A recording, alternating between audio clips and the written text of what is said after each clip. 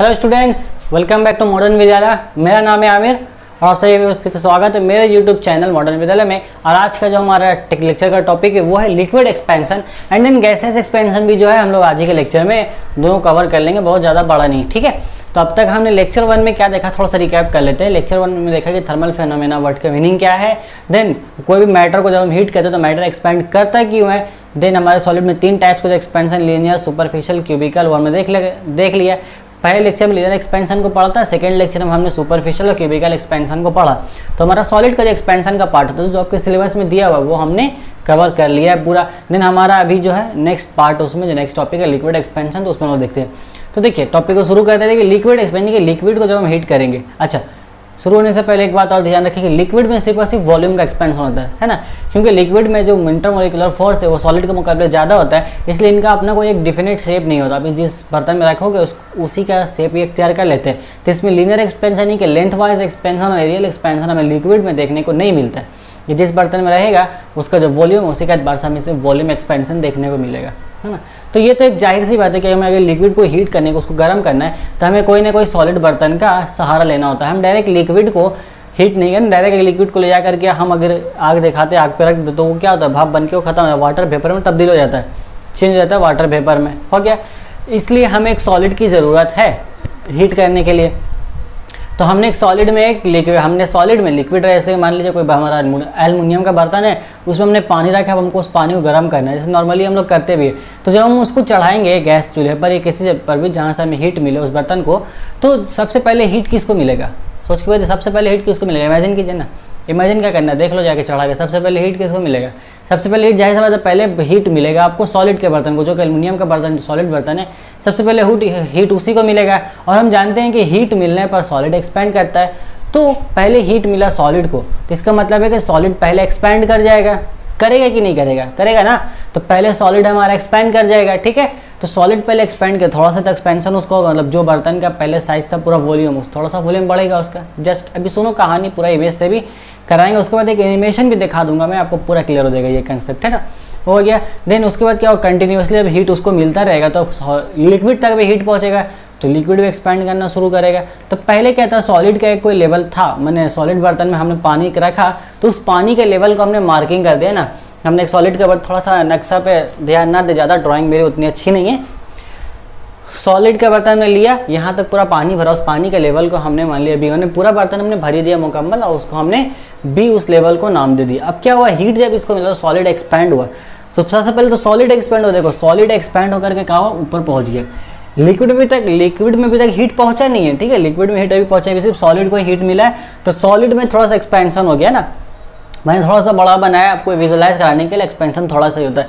तो थोड़ा सा एक्सपेंशन हो गया, तो उस एक्सपेंशन के कारण क्या हो, जो बर्तन था सॉलिड वो थोड़ा सा उसका वॉल्यूम बढ़ गया, तो जो वाटर का लेवल था वो तो हमें नीचे दिखाई देगा ना, वो तो ऑब्वियसली बात है नीचे दिखाई देगा। अब जैसे मान लो एक गिलास है, एक गिलास वाटर है आपका, उस वाटर में आपने कोई चीज़ डाल दी, मान लो एक घड़ी आपने उसमें डाल दिया, तो क्या होगा, पानी का जो लेवल था वो पहले उछल के ऊपर आ जाएगा, थोड़ा सा बुओयेंसी देखने को मिलता है। देन वापस उस घड़ी को निकालो तो वापस जो पानी का लेवल था वहीं चला जाता है। सेम यहाँ पे उसी तरह का कुछ मामला हुआ है कि सॉलिड जो हुआ है वो बर्तन एक्सपैंड होकर थोड़ा सा उसका वॉल्यूम बढ़ गया है, तो पानी का लेवल हमारा जो पहले था वही अभी है, बट हमें नीचे दिखाई दे रहा है इस वजह कर, क्योंकि सॉलिड हमारा एक्सपैंड हुआ है। तो पहले हमने बी मार्किंग किया था, अब हमने पानी के लेवल को यहाँ पर ए का मार्किंग कर दिया, ठीक है। हमने निशान दे दिया ना, कोई नाम दे दे कि हमें याद रहे, लेवल याद रहे। पहले हमारा बी था, ए, तो बी और ए जो लेवल है वो सेम लिक्विड का लेवल है, बस हमने चार मिसल चेंज किया क्योंकि यहाँ पर सॉलिड में थोड़ा सा एक्सपेंशन देखने को मिला है। देन क्या बोला मैंने कि कंटिन्यूसली उसको हीट मिलता रहेगा, तो कंटिन्यूसली हीट मिलेगा तो सॉलिड तक भी हीट पहुँचेगा, सॉरी लिक्विड तक भी हीट पहुँचेगा, और लिक्विड सॉलिड के मुकाबले में ज़्यादा एक्सपेंड करेगा, क्योंकि लिक्विड में हमारा इंटरमोलिकुलर फोर्स वीक होता है, सॉलिड के मुकाबले स्पेस या मॉलिक्यूल के बीच में ज़्यादा होता है, इसलिए इसमें एक्सपेंशन ज़्यादा होता है। तो ये ए लेवल से पार करके पूरा का पूरा सी लेवल तक, यानी कि जो ओरिजिनल लेवल बी था पहले वहाँ तक आएगा, है ना, पहले वहाँ तक आएगा ए से बी तक, फिर बी से पार करके एक नया लेवल तक पहुँच जाएगा, जो कि हो गया हमारा, जिसको हमने नाम दिया है सी।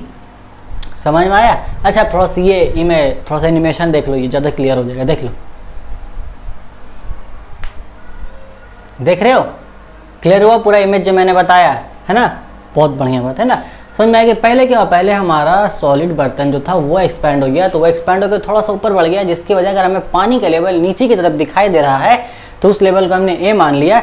लेकिन जब वो लिक्विड को हीट अच्छे से मिला तो वो तो सॉलिड से ज़्यादा एक्सपैंड करेगा, तो वो जितना एक्सपैंड सॉलिड किया था उस एक्सपेंशन को पार करके वो एक नया एक्सपेंशन की तरफ हमारा चला जाता है, एक नया लेवल बनाता है जो कि सी है ना। हो सकता है ये जो नोटेशंस मैंने यूज़ किया आपके बुक में कोई और सिम्बल्स हो, मैंने अलग सिम्बल्स यूज़ किए, में भी हो सकते, लेकिन कहानी ओवरऑल यही है। तो यहाँ तक क्या हुआ समझ में आया। तो रियल लाइफ में तो सॉलिड का जो एक्सपेंशन होता है वो एक्सपेंशन हमें दिखाई नहीं देता, वो एक्सपेंशन हम ऑब्जर्व नहीं कर पाते हैं क्योंकि वो बिल्कुल नेग्लिजिबल होता है, वो इतना कम एक्सपेंशन है जो हमें दिखाई नहीं देता है। बट एक्सपेंशन होता जरूर है, यानी कि जो एक्सपेंशन हुआ ए यहाँ ऊपर के तक, ये क्या हो गया, पहले हमारा पानी बी लेवल में था फिर ए में दिखाई दिया, क्या हुआ है ना, पानी पहले बी में था फिर हम ए में दिखाई दिया। इसका मतलब क्या है कि ये जो ए से बी तक का ये जो एक्स्ट्रा जो एरिया हमें दिखा, ये पानी का लेवल नीचे कैसे पता चला मुझे, नीचे आई है क्योंकि पानी का लेवल नीचे नहीं आया, सॉलिड ऊपर चला गया, थोड़ा सा उसका वॉल्यूम बढ़ा। तो ए से बी तक का यहाँ पर क्या है, ए टू बी हमारा क्या है, या आप बोलो बी टू ए, जैसे भी ए टू बी क्या है हमारा यहाँ पर एक्सपेंशन ऑफ वेसल, वेसल का एक्सपेंशन यानी कि बर्तन का एक्सपेंशन है। देन हमारा लिक्विड कहाँ से, लिक्विड एक्चुअल में इस ए लेवल से लेकर सी लेवल तक एक्सपेंड किया है, रियल एक्सपेंशन ये है हमारा लिक्विड का। बट हमें क्या दिखता है कि बी से सी तक एक्सपेंड हुआ है। ये जो एक्सपेंशन का जो एरिया होता है जो कि वेसल का एक्सपेंशन है हमारा ए से बी का, ये हमें रियल लाइफ में ऑब्जर्व नहीं होता है। उस ऑब्जर्व ना होने का रीज़न ये है कि उसका एक्सपेंशन नहीं, बहुत ही निग्लिजिबल, तो जो हम ऑब्जर्व नहीं कर पाते। तो हमें क्या लगता है कि पानी भैया हमने जिस लेवल पर रखा था वो उसी लेवल से ही एक्सपेंड किया है ना, बी से ही सी तक गया। तो बी से सी तक जो हमें जाहिर हो रहा है ना, ये क्या हो रहा है, ये जाहिर हो रहा है कि ये एक्सपेंशन हुआ, ये हमारा अपरेंट हो रहा है, अपरेंट कर रहा है, खुद को अपीयरेंस दे रहा है अपना। तो इनका अपीयरेंस होता है कि भाई इतना अपीयर हुआ है, तो इसीलिए इसको बोलते हैं हम लोग, इस एक्सपेंशन को बोलते हैं एपेरेंट एक्सपेंशन ऑफ लिक्विड। तो बी से सी तक का जो लेवल है हमारा लिक्विड का एक्सपेंशन का, तो बी टू सी क्या है हमारा apparent expansion. Then A to B क्या है हमारा vessel expansion, expansion of vessel. और ए से लेके सी तक का हमारा क्या पूरा का पूरा रियल एक्सपेंशन लिक्विड का। तो यहाँ से अगर हम एक्सप्रेशन लिखना चाहें, जैसे कि यहाँ स्टेटमेंट मैंने लिखा है, ये हमारा होता है real expansion is equal to vessel expansion plus apparent expansion. तो यहाँ अगर हम पूरा इस यहाँ से सिंबल से निकाल के लिखेंगे तो रियल एक्सपेंशन क्या हो जाएगा हमारा A C is equal to A B, A C is equal to A B plus B C, है ना। बी सी क्या है हमारा एपेरेंट एक्सपेंशन, बी सी हमारा एपेरेंट एक्सपेंशन है ये वाला, बी सी हमारा आपका एपेरेंट एक्सपेंशन हो गया, ए बी हमारा हो गया आपका वेसल का एक्सपेंशन जो कि हमारा इधर है ना, is equal to real expansion हमें अपना मिल जाएगा। तो मुझे उम्मीद है कि आपको ये पूरी कहानी समझ में आ गई होगी, रियल और एपेरेंट वाली, है ना। क्लियर है। बाकी एनिमेशन से तो बहुत अच्छा समझ में आया होगा, आया कि नहीं आया, चलो बहुत बढ़िया बात है। देन अब जब एक्सपेंशन है तो इनका कोएफिशिएंट भी होगा, जैसे हमने सॉलिड में देखा था अल्फा बीटा गामा। तो वॉल्यूमेट्रिक एक्सपेंशन के लिए जो हमने सॉलिड में क्या लिया था, गामा लिया था as a coefficient of volumetric expansion. तो वॉल्यूमेट्रिक एक्सपेंशन के लिए जो कोएफिशिएंट वो हमारा गामा है, और उसी गामा को हम यहाँ पे यूज़ करेंगे अपना लिक्विड में भी, चूँकि वॉल्यूमेट्रिक एक्सपेंशन है तो वॉल्यूमेट्रिक एक्सपेंशन के लिए कोएफिशिएंट ऑफ जो कोएफिशिएंट है वो हमारा गामा है। यहाँ पे भी हमारा आपका गामा, थोड़ा सा चेंजिंग हमने ये किया है, गामा आर लगा, रियल एक्सपेंशन छोटा सा आर लगा जी, आर डिनोट करता है रियल एक्सपेंशन, यानी कि कोएफिशिएंट ऑफ रियल एक्सपेंशन है ना, coefficient of volumetric expansion of coefficient of real expansion of liquid, ये हमारा हो गया आपका coefficient of apparent expansion of liquid. ए लगा दिया था एपेरेंट हो गया, आर लगा दिया तो रियल हो गया, क्योंकि एक्सप्रेशन तो सेम ही आएगा आपका V2 minus V1 whole divided V1 into T2 minus T1। इनका भी जो हमारा डेरिवेशन वो सेम है, हम लोग अज्यूम कर लेंगे, मान लेते हैं कि हमने लिक्विड लिया, इनिशियली उसका वॉल्यूम V1 था, उसका टेम्परेचर T1 था, हमने उसका टेम्परेचर बढ़ा करके T2 कर दिया, तो उसमें एक्सपेंशन हुआ लिक्विड का कुछ, और वो एक्सपेंशन जो हुआ उसको हमने माना V2, तो चेंज इन वॉल्यूम बाय, फिर वही वो change in volume directly proportional to original volume, change in volume directly proportional change in temperature. जैसा सेम हमने वॉल्यूमेट्रिक कोई एक्सपेंशन किया था सॉलिड में, सेम वही सारा सेम प्रोसेस है डेरिवेशन का, बाकी सेम है, इसीलिए हमने पूरा डेरिवेशन मैंने लिखा नहीं, एग्जाम में पूछता भी नहीं डेरिवेशन, बस वो एक्सप्रेशन पूछ सकते, तो ये एक्सप्रेशन भी सेम है, बस गामा ए और गामा आर का आपको डिफरेंस याद रखना होगा, है ना। अब वेसल एक्सपेंशन को भी लीजिए, भी तो चूंकि एक वॉल्यूमेट्रिक एक्सपेंशन है ना, यहाँ पे क्या हो रहा है, वेसल का वॉल्यूम में ही एक्सपेंशन हो रहा है, तो गामा भी इसको हम लोग डिनोट कर देते हैं। देन पूरा अगर इस फॉर्म, वो तो हमने ऐसे डिनोट कर दिया, अगर इस फॉर्म में डिनोट करें तो गामा आर यानी कि वॉल्यूम, ये आपका real expansion of liquid is equal to coefficient of आपका वेसल एक्सपेंशन हो गया प्लस कोएफिशिएंट ऑफ वो आपका एपेरेंट एक्सपेंशन आ जाएगा। ये ऐसा भी फॉर्म में एक रिलेशन होता है, ये शायद में भी ये शक्ल दे करके आपको ये फॉर्म दे करके एग्जाम में कंफ्यूज ना करे, इसलिए इसको भी हम लोग देख लेते हैं ना। Gamma R is equal to gamma V plus gamma A. ठीक है, क्लियर है। तो यहाँ तक हमारा लिक्विड एक्सपेंशन का जो कंसेप्ट है वो पूरा का पूरा हुआ खत्म हो गया ना। स्क्रीनशॉट लेना, आप स्क्रीनशॉट ले सकते हैं, इसका उतारना चाहे तो उतार सकते हैं। इसके अलावा अगर नोट्स आपको चाहिए तो नोट्स डिस्क्रिप्शन में टेलीग्राम चैनल का लिंक है, टेलीग्राम चैनल को ज्वाइन कीजिए, वहाँ पे आपको नोट्स काफ़ी अच्छे अरेंज फॉर्मेट में मिल जाएंगे। थोड़ा सा बात कर लेते हैं गैसेस एक्सपेंशन के बारे में। देखो, गैस एक्सपेंड करता है हीट देने पे, ये हम जानते हैं। यहाँ पे जो है ना, हम लोग जानते हैं सारा कंसेप्ट हमारा बिहेवियर और गैस वाले चैप्टर में पढ़ चुका है। अगर आपको सवाल आता है right on the volume coefficient of gases expansion, यहाँ पे वॉल्यूम कोएफिशिएंट में देख लिया, एक रियल एक्सपेंशन है, एपरेंट एक्सपेंशन है लिक्विड में। लेकिन ये पूछते हैं कि volume coefficient of gases expansion को वॉल्यूम कोएफिशिएंट को डिफाइन कीजिए, तो ये सवाल आता है। तो यहाँ पे उठा करके पूरा चार्ल्स लॉ लिख दीजिएगा कि at constant pressure the mass of a given gas, sorry, at constant pressure the volume of a given mass is directly proportional to temperature. ये एक है स्टेटमेंट। इसके अलावा जो ओरिजिनल स्टेटमेंट इसका है कि कांस्टेंट आपका प्रेशर कांस्टेंट रख कर, प्रेशर और मास कांस्टेंट रखते हैं तो हर 1 डिग्री सेंटीग्रेड टेम्परेचर बढ़ाने पर गैस का जो वॉल्यूम है वो अपने 0 डिग्री सेंटीग्रेड वाले वॉल्यूम का 1/273वां हिस्सा बढ़ या घट जाता है। ये आप लिख के आ जाओगे, आपका वो हो जाएगा पूरा वो सब क्वेश्चन का आंसर के volume coefficient of gases expansion. वहाँ पे भी गामा ही यूज़ किया गया है, गामा के साथ पी है, gamma P is equal to V2 - V1 whole divide by V1 into T2 - T1। तो गैसेस एक्सपेंशन हमारा वो भी खत्म हो गया। छोटा सा एक एक्सपेरिमेंट दिया है, एक एक्टिविटी आपके बुक में, चाहे तो उसको आप घर पे भी ट्राई कर सकते हो, है ना।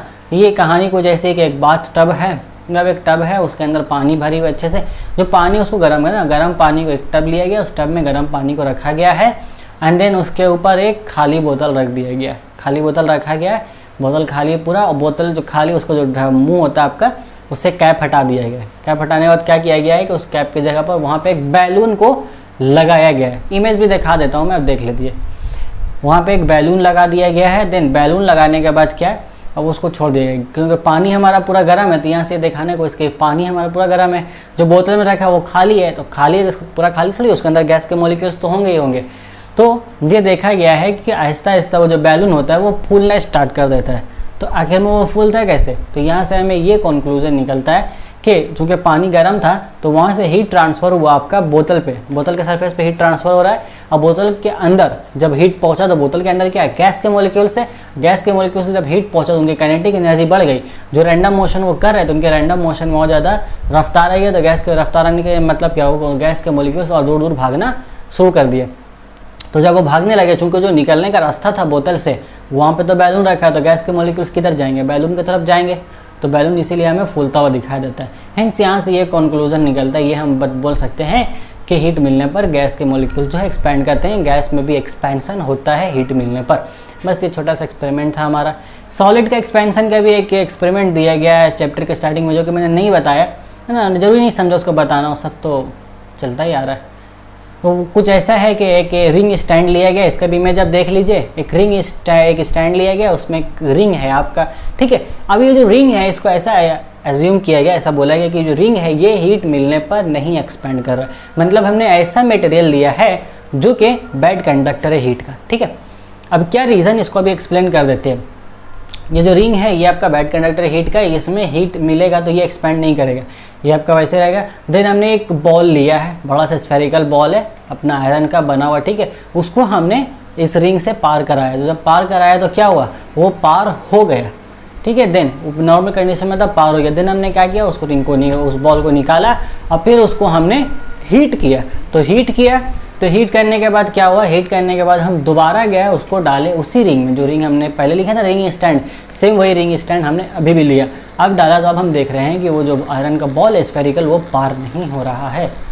तो हमने रिंग स्टैंड तो वही सेम लिया था जो पहले था, तो पहले पारो अभी पारो। इसका मतलब ये हुआ कि जो आयरन बॉल था उसके वॉल्यूम में कुछ एक्सपेंशन हो गया, तभी तो साइज उसका बढ़ा है, तभी तो।